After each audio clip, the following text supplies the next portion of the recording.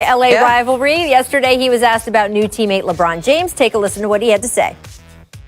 I definitely think his leadership is a tremendous skill to have. Talking to guys, putting guys in the right places, knowing what coach wants us and where he wants us. So I think we have a strong, great leader in LeBron. Not only him, AD, Mark, guy who's been around the league as well, man. So I think we just got great leadership in the locker room overall. Great leadership in the locker room. Great leadership in the locker room. The Lakers and Clippers opened their preseason against each other on Friday. They also opened the season against each other. Ramona, do you read anything into those great leadership in the locker room comments? Oh, yeah. Like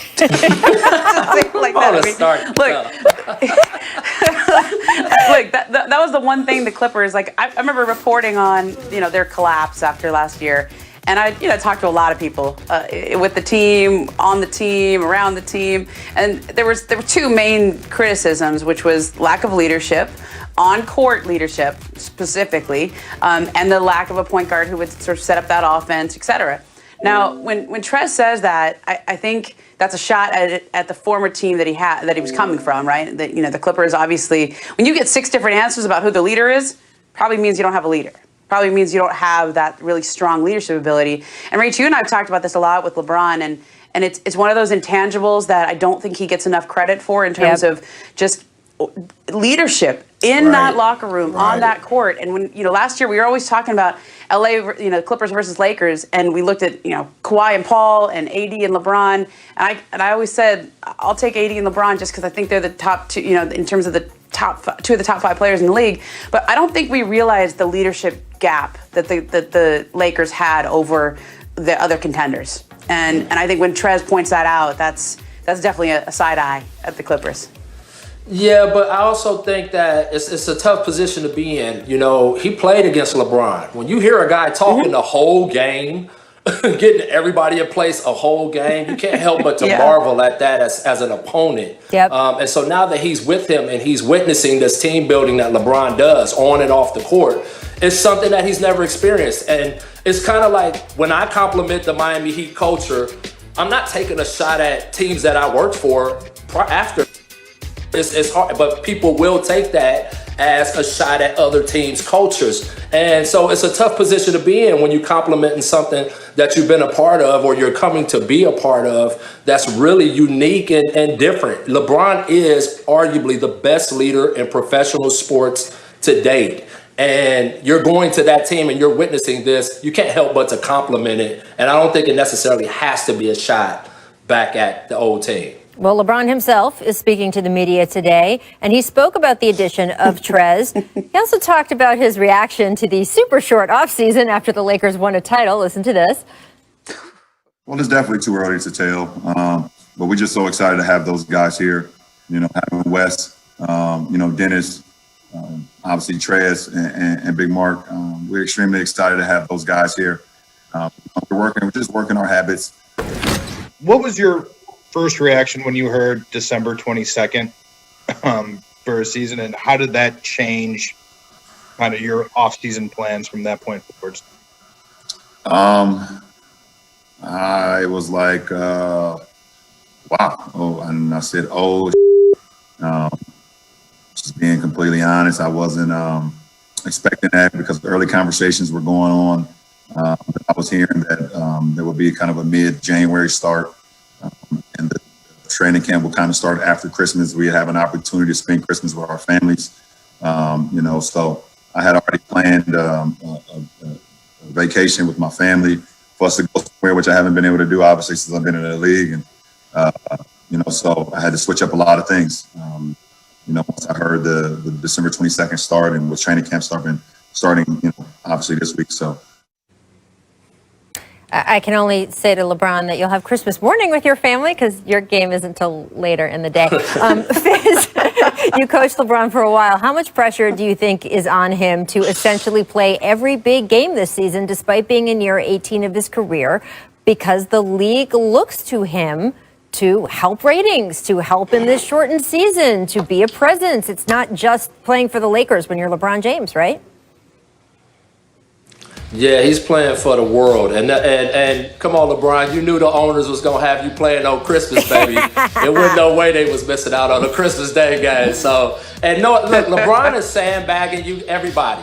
LeBron has not stopped working out. LeBron's body is in peak condition, and he is ready to go. And you look at the additions that they made to that team: Mark Gasol, Trez, two unique, totally different five men that bring absolute experience and talent to the team. Wes Matthews, oh my God, tough shooter. And then Dennis Schroeder is new age Rondo, speed, defense, all of the things that Rondo brought, except he's got a little bit better three-point shot and he's younger. And so LeBron is sandbagging. Don't let him fool you one bit. He may not be happy about the start, but he's going to be ready. Ramona, what do you Rach, think? you know, I actually felt the same way that LeBron felt when I started to hear the December 22nd date. I was like, no, we just got done. I need to like chill for a minute here. But I'm sure you did too. You got back from the bubble, which is an incredible undertaking.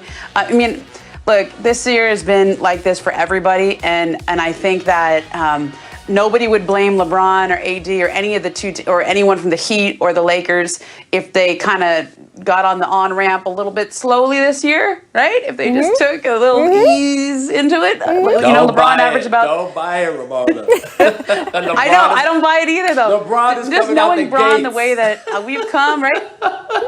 He wants to play, right? Like, he wants to play as many minutes as possible. So I think the way that he reacts to this sets the tone because, Rachel, this is a theme I think we're going to be talking about for the next couple of years. He's got 4, all right? 6 is coming up, and it's in his 5 sights. too, And Ramona. how 5 much is an does important he number for number of rings for a 5 player with too. the Lakers. Just saying. That's right. That's right. And so, you know, Yes. it may not be ideal, but when you're sitting on 4 and Kobe and Magic and all those guys that got 5 are right there, and then 6 with Michael Jordan is right there. You got a couple of years and you got a new squad with some younger teammates who, and this is something we learned from covering the Warriors over the years. When you have new, fresh blood in there, that helps everybody because they didn't just come off playing until October. Okay. Schroeder was done early. Montrez was done earlier. Wes Matthews was done early. Like those guys are hungry. And I think that'll help the Lakers going when they restart here because you just got fresh blood in there. It is interesting, though, because you are balancing a lot of agendas. LeBron played such tough defense from the start of last season, and that made a huge difference on how it rippled throughout the team. If he's not doing that at the start of the season, that tone is set differently, and we saw that the Lakers needed it in the NBA Finals, so we will see what happens. Welcome to The Jump. I am Rachel Nichols. Today I am joined by our resident coach and new papa, David Fizdale. Congratulations, Fizz. Our senior writer, Ramona Shelburne, will be along later. And coming up, LeBron is going to speak to the media today. He is always very candid, so we will hear what he has to say.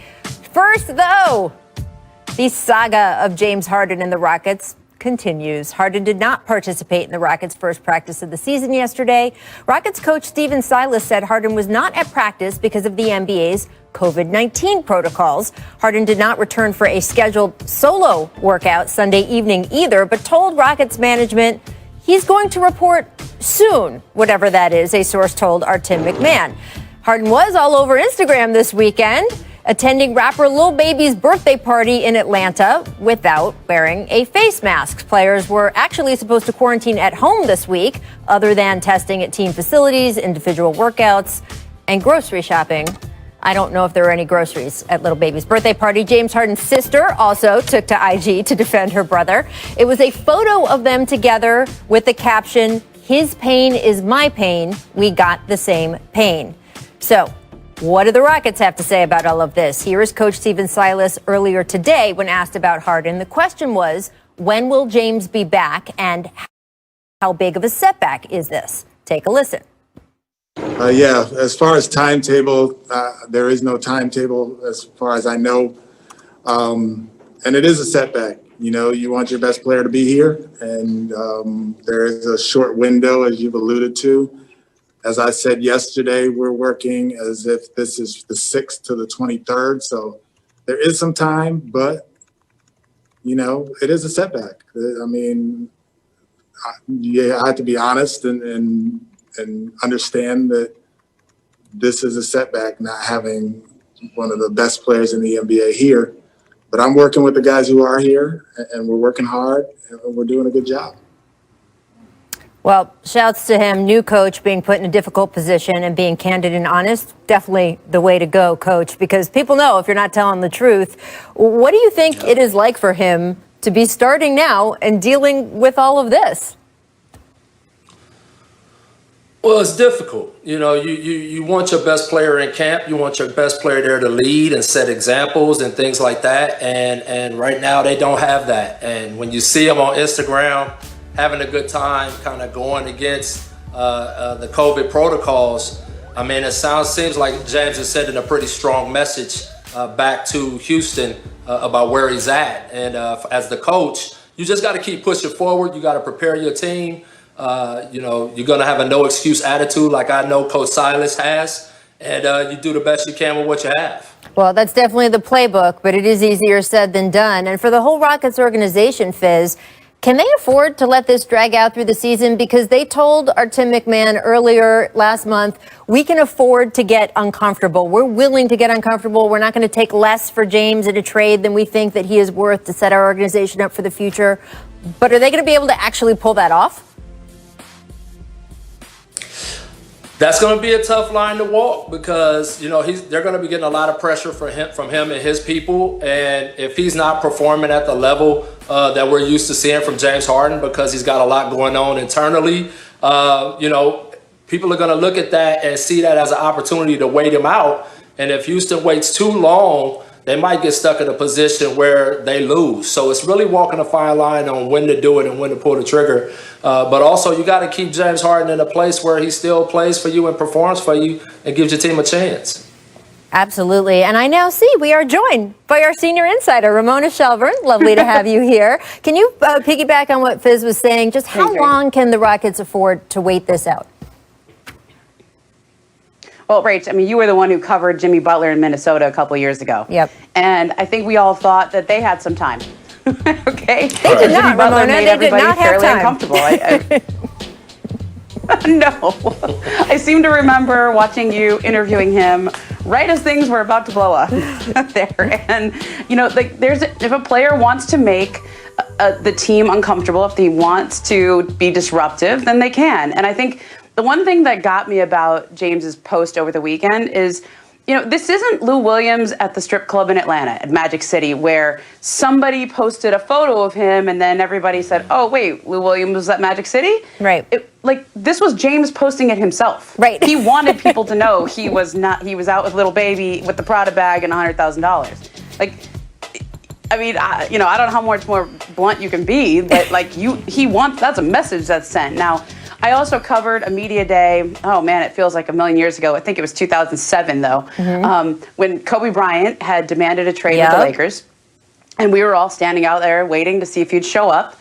And none of his teammates knew if he'd show up, but he eventually showed up and did what he was supposed to do, said what he was supposed to say. The Lakers never traded him, and they went on to the finals that year because Andrew Bynum got good, and they traded for Pau Gasol. So could be one of two things for the Rockets. Yeah, I remember Kobe Bryant said on the radio that he wanted to trade. It wasn't even like through reporters or sources. He came out on the radio and said, I wanted to be traded. He put his name on it. And absolutely, they waited him out. And it is a little bit of a battle of wills because James has 2 years left on his deal.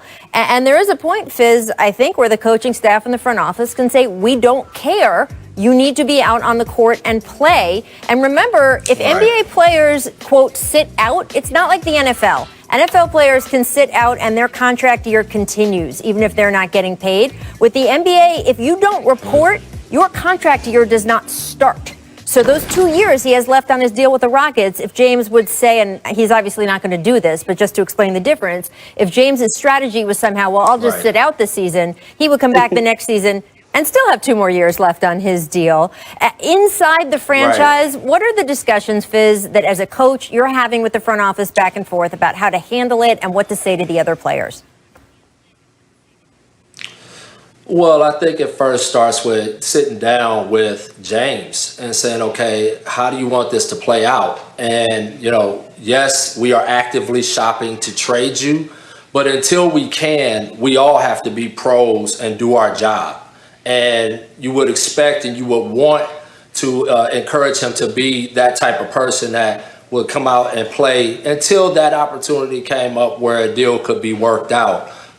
It doesn't look good for anybody if James doesn't show up. Well, and I think for Houston, like, for Houston, Fizz, like, to me, the conversation is James going to play nice? Is he going to be, or is he going to be disruptive? If he can settle in with John Wall and they can get off to a decent start, that actually increases Houston's leverage. But if he's disruptive, if the team starts to crater, if this then they're really trading him from a place of duress. And I think that's what the organization has to determine. Now, I personally am in the camp that says he's under contract, he's a great player. You just don't get many chances to trade great players. Right. And if you trade James Harden in the wrong deal, your franchise is going to be digging out from under that trade for the next 5 to 6 years. So you wait until you get what you want for James Harden.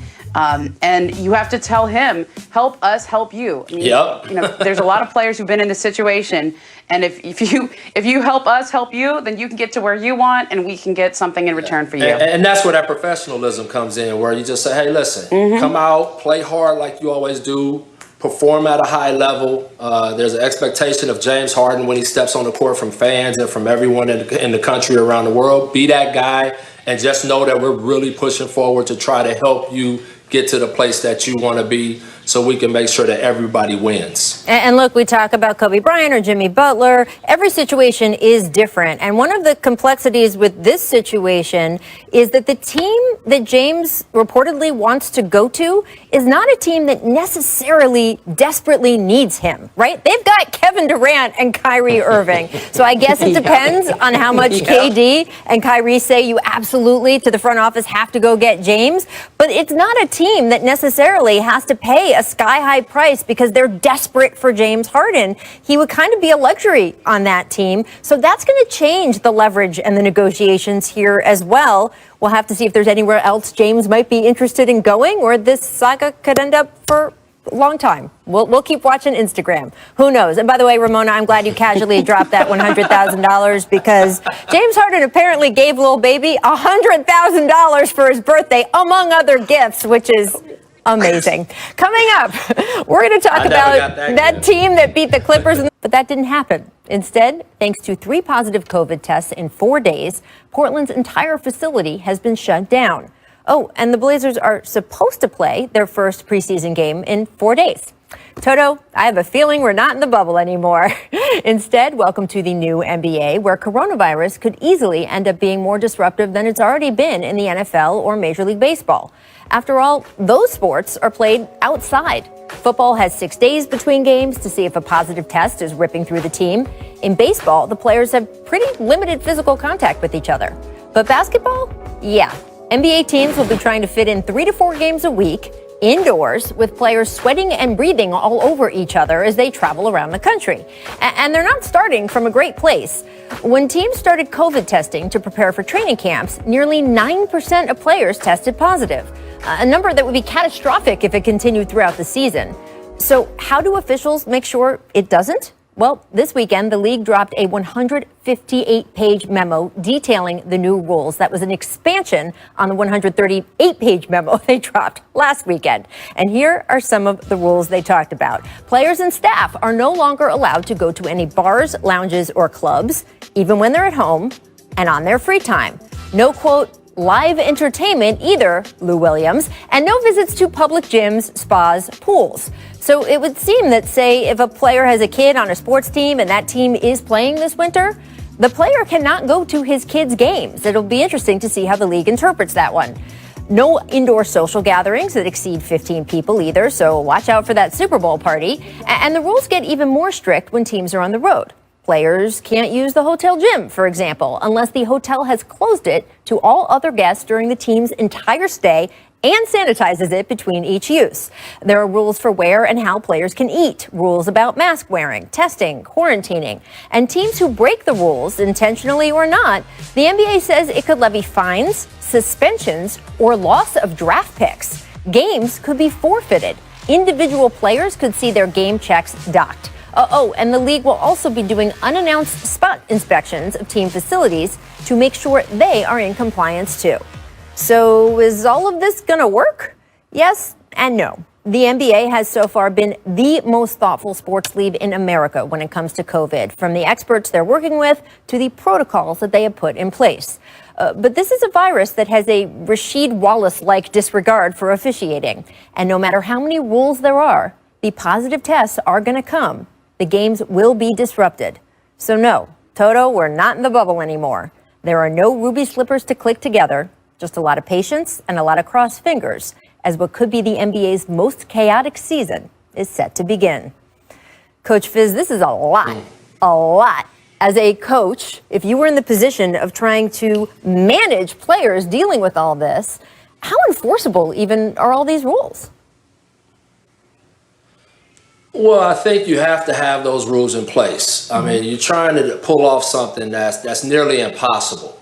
So you do have to have those things in place. But you just really would hope that people would take this seriously enough that they wouldn't put themselves in those positions to jeopardize not only their health and other people's health and lives, but your profession, your craft. A lot of people are going to suffer just because of irresponsible decisions. I think that's going to be what it comes down to, is the personal responsibility of everyone doing their job to make sure that everyone stays safe. The same thing we've been asking the whole country to do, right? But I think the next step is going to be, what is the NBA going to do when a guy gets sick? How are they going to handle that? And then how are they going to track that and keep the league moving forward as they try to get 72 games accomplished? I think all of that stuff is going to be something that the league is going to have to figure out as they go. But I do think having a strict situation in place to start is the way to go, and then you can always adjust from there. You know, Rach, I think it's going to come down to players keeping each other accountable. This is what's happened in every other sport. I remember when baseball started up and the Marlins had a big outbreak, and there were several other teams that were disrupted by it, and it almost looked like baseball wasn't going to get off the ground. And you know, I think the tipping point was really the Cleveland Indians situation, when you had Mike Clevenger and the other pitcher go out. And their teammates really called them out. And I remember talking to Kenley Jansen from the Dodgers at the time, and he said, you know, if we want to have a season, if we want to do any of this, like, we've got to keep ourselves accountable. And I think, you know, I've heard about we made fun of the snitch line, okay, in Orlando. It wasn't as necessary in Orlando, but it is very necessary going forward, right? That snitch line is going to be really important, and it's got to be coming from within, because if the league has to crack down on teams, if the league has to make an example of somebody, kind of like they did with Lou Williams, I thought in the bubble they made an example of him. We saw that in football with the Denver Broncos. They may try to make an example of those quarterbacks, but that's only going to be putting out spot fires. If you actually want this to work, it has to come from the players. It's complicated. Yeah. How important is it to you at the end of the day? Right, but it's complicated, guys, right? Because on the teams that are marching toward a championship, I can see players holding each other accountable. We all know what it's like in the middle of the season with a team that maybe doesn't feel like it's really in there, and not everybody's rowing in the same direction. And by the way, that Cleveland Indians example, Ramona, is exactly right. And that's the thing I think of the most also. But it is different in baseball, where you have a whole rotation of pitchers, and even some of the most important players can't not necessarily be replaced, but aren't as vital every day. James Harden, we just talked about in the last segment, was out in a club in a city he wasn't, according to the NBA, supposed to be in, being with people he wasn't supposed to be with, not wearing a face mask. And I don't know how things are going to feel like in the locker room when he does finally rejoin that team. But can the Rockets go out and do what they want to do this season without James Harden or whoever they trade him for to fulfill that role? No, they can't. So how much are other players in that locker room going to, quote, hold James Harden accountable? It is a very, very complicated stew.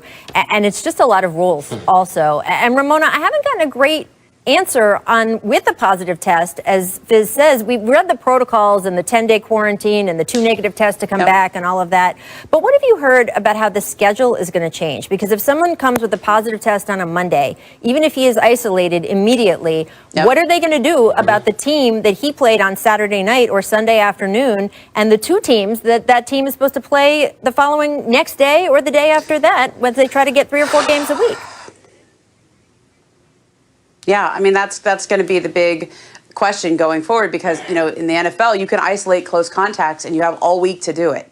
you have the benefit of time. In the NBA, you don't have that. And they've tried to mitigate this a little bit by having more of a baseball schedule where you have sort of 2 games back to back. So theoretically, it would only be one team that you played. So you're not going to have every night a new team that we're worried about. Yep. But I just think back on that night when Rudy Gobert tested positive, March 11th, where somebody put this graphic up on Twitter of like how many teams the Jazz had played in the last 14 days and how many teams those teams had played in the last 14 days. And it was basically the whole league. Right. So, I mean, this is a house of cards. And, if you think about the way the nature of how this is structured. Now, I'll tell you this. I know one team that has been dealing with this, and because of HIPAA laws, I can't say which player it is. Sure. But this team, there was a player that tested positive that had practiced with some teammates, and they've kind of been sweating it out this week to see if any more of them, this is away from the court, but they sweating it out to see if any more of them test positive. Turns out they're all okay. Everybody was fine. But what the NBA is hoping is that this little onboarding process is what's going to get all the positive tests, and you're not going to see, 9% again. Like they're hoping they got their 9% out of the way. Yeah, absolutely. And we still don't know really, the medical community doesn't know enough concretely about the reinfection rate and whether and how long you have immunity, autoimmunity from that. So we don't know if, quote, getting out of the way means that a lot of those players just won't get it throughout the season, or if someone can be reinfected. We will discover that as we go. All right, guys, coming up, let's get back to the basketball court because Doc Rivers responded to Paul George's critical comments saying, everyone needs to take some ownership for what happened against the Nuggets last season. I just hope they can play this one because, as we mentioned at the top of the show, Portland Trailblazers, because of positive COVID tests, their facility is closed right now. Welcome back to The Jump. We are 4 days away from the start of the preseason. Sixers coach Doc Rivers, guys, still getting questions about his old team. The Clippers' playoff collapse, still a matter of conversation. Last week on the All the Smoke podcast, Paul George was critical of his now former coach Doc Rivers and how he used Paul in the offense. So during a Sixers media availability this weekend, Doc responded, quote, "Hey, listen, I enjoyed coaching him, so not a lot to say there. Ty Lue was sitting right next to me, so he better hope it's not adjustments. It's not going to be much different. Listen, we lost the game, and I think everybody needs to take ownership. Obviously, we can always do better. Players can play better. So as far as I'm concerned, I'll leave it there." Coach to coach, my friend. Fizz, what is your takeaway from Doc's words? Okay. Oh, no, I thought Doc handled it perfectly. You don't want to go down that rabbit hole of back and forth banter about whose fault it was and blaming each other and all that stuff. And he's right. When you lose, it's everybody. Obviously, the coach he's got that volatile gig that is often, the one that takes the scrutiny. But ultimately, everybody had a hand in going down, losing a 3-1 lead. So let's just be real about that part of it. And I think that it's important when you're a player and you're upset about how you're being used in the moment, it's a two-way street when it comes to conversation. You got to go to the coach's office and say, hey, how can we make this better? I remember Julius Randle walking into my office when we were really struggling, trying to get him, to really unleash. And he came to talk to me, and we talked about how we can get him playing better basketball, how we could work together on that. It's not always the coach having to go to the player. So I just think it's not a good look for Paul George doing this publicly and putting blame just on Doc. I think that's better off said behind closed doors. Yeah, look, Rach, when Paul made those comments last week, I think a lot of people took the stuff he said about adjustments and coaching to be the main thing. But I actually think more of what was important here is how he talked about how he was used. He said, I was used like J.J. Redick or Ray Allen. It was all pin downs. And I know that was a constant source of frustration for Paul last year. Now, when the people who do statistical analysis broke that down, it actually wasn't right. It reminded me a little of Dwight Howard when he played for the Lakers, and he said, I just, I need to, I don't like to just run pick and roll, et cetera. Right. And it turned out, when you check the stats, it's totally not how he was used at all. But every scout I talked to, when I would say, what's going on with Paul? What do you see there? The scouts who watched the Clippers play had the same opinion, which is Paul's not getting the spots and in the way that he was comfortable getting it in years past. Now, some of that's on Paul. Hey, you're on a different team, you're going to get the ball in a different way. Mm-hmm. But I actually think more of that is just on the idea that the Clippers did not have a a true point guard on that team to organize the offense, and they still don't, frankly. And, a lot of that fell on Kawhi Leonard. A lot of that fell on just the system they were running. But they're going to have to figure that out because Paul's not comfortable in the offense that they were running last year and in the ways he was being used. And whether the statistics bear that out or not, I trust the scouts who watch them play and say, get your guy comfortable. And I think for Paul, if he had it to do over again, probably wouldn't have taken a shot at Doc because you don't want to take shots when the enduring image of you is hitting the side of the backboard. Yep. Yeah, and I piggyback that, Ramona. You need a guard or a player on the floor that understands game flow and when a guy's not engaged in the game and what he needs. And they don't have that right now. That's what makes LeBron so great is because he knows the flow of the game. I don't know how many times he came to the bench and said, hey, we got to get D-Wade a layup. We got to get Chris Bosh an open shot. We got to get Ray Allen a shot. He understood that as a player, so it never fell all on Spo to figure out how to get a guy going. They collectively did it, and he was the catalyst of that. And I don't know if they have that working for their team right now. And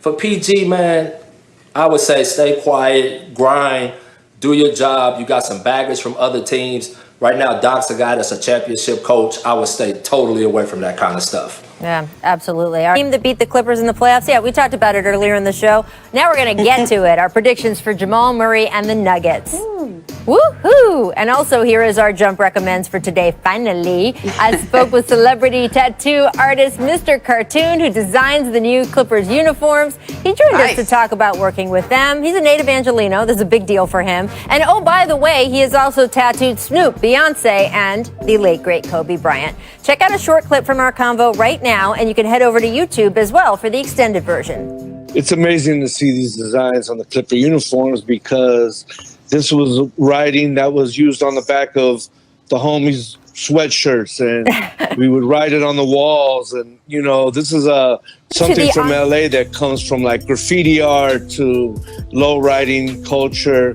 And for it to be on a major sports team is big for us. I mean, you had police chasing you off, writing it on graffiti walls, and now they're putting it on an NBA uniform. That's a huge leap. Huge leap, and this opens the doors for a lot of up-and-coming young people that love graffiti, but hey, they can have a career in art or sign painting or lettering, or hey, they could design for the Clippers. You did, of course, also work with the late, great Kobe Bryant. What was that experience like for you, and how do you think of it now after his passing? Kobe is a true inspiration. We actually had an appointment to get his daughter's name on him when he passed, and I think the whole world was crushed. I don't know if it will ever be the same, but he was always a gentleman, funny. He would ask you how your kids are doing, remember your friends' names. It's amazing, man. A huge. We play Thursday? You don't get 2 days off? No. On some nights, he's merely an absolute star, and on other nights, he's an actual supernova. There are very few guys in the league who go nuclear like Jamal Murray. He has it working on all cylinders. He is working Utah like a part-time job right now. Are you going to say something? Go ahead, bro. I just don't get not double teaming this guy. Like, get the ball out of his hands. You cannot stop him. 2 seconds to go for the win, and it rims out. Denver hangs on! I've never been so happy to play so bad in my life. Nikola Jokic, man, continues to be the smoothest center in the game. Quietly with the 30 and 14, he was like Old Faithful, just very rock steady. Shot clock winding down. Murray puts up a three. Bang! Jamal Murray from downtown. This is absolutely shocking.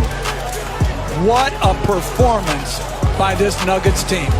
You got Shaq, you got Charles, you got Stephen A. All y'all better start giving this team some damn respect. I'm not counting the Nuggets out next year. Do it at your own peril. I love that. Working Utah like a part-time job. Fizz and Ramona still in the house. And guys, let's keep with the TV theme we had previously on. Well, let's now discuss the cliffhanger in last year's season finale. Jamal Murray, one of the big breakout stars in the bubble, averaging 24.4 points, scored more than 40 points in 4 games. Jamal has no All-Star, no All-NBA appearances, but that sure looks like it's about to change. Coach, what are your expectations for Jamal this upcoming season in what is still a very packed Western Conference? Well, I expect him to make the All-Star game. That's the next step for a guy that had that kind of playoff, who's taken that kind of jump, knowing how that makes you feel. He's probably been in the gym, in the weight room, working on every little bit of his game because he understands there's a gauntlet out west at point guard to get into that all-star game and to get past a team like the Lakers to get into the finals. You're talking about Steph coming back, John Wall just came west, Dame Lillard, Chris Paul. You got the young kid in Memphis who's spectacular, Ja. I mean, I could keep going on and on and on. So every night he's going to have to play like he played in the playoffs to take that all-star spot. And that same kind of effort will lead his team to a higher plateau. I think the kid is fantastic. I think the word nuclear is a great word to describe him when he starts to get going. Well, I think, for young players, when you have a performance like he did in the bubble, the whole rest of the league is now watching all that tape and trying to adjust to him because he's just become a force that you have to reckon with if you're going to play the Nuggets. Now, I think the biggest issue for him is, can he do this consistently when they're not in the bubble and he's not locked in the playoffs? And also on the defensive end, because the Nuggets obviously lost some great defensive players, and he's got to step up on that side and be a leader on that side of the ball, because that is, Mike Malone was joking today, we lost some defenders. I guess we're going to score 130 every night. But generally speaking, defense wins championships in this league. So I think that's where he's got to improve. All right, I want to take a look at the games the Nuggets fans will need to binge watch in the first half of the schedule. Christmas Day, the Nuggets host the Clippers, who they, of course, bounced out of the playoffs. Clips looking for a little revenge there. They will also face the New Look Suns on ESPN on January 22nd. And finally, it's spoiler alert time. Caesars gives the Nuggets 10-1 odds of winning the Western Conference behind the Lakers and the Clippers. So, Coach Fizz, where do you predict Denver will finish in the West standings? Are you at 3 also? It all depends on what the Clippers decide to do. Is someone going to take ownership of that team in that locker room? I know what T. Lue is going to bring.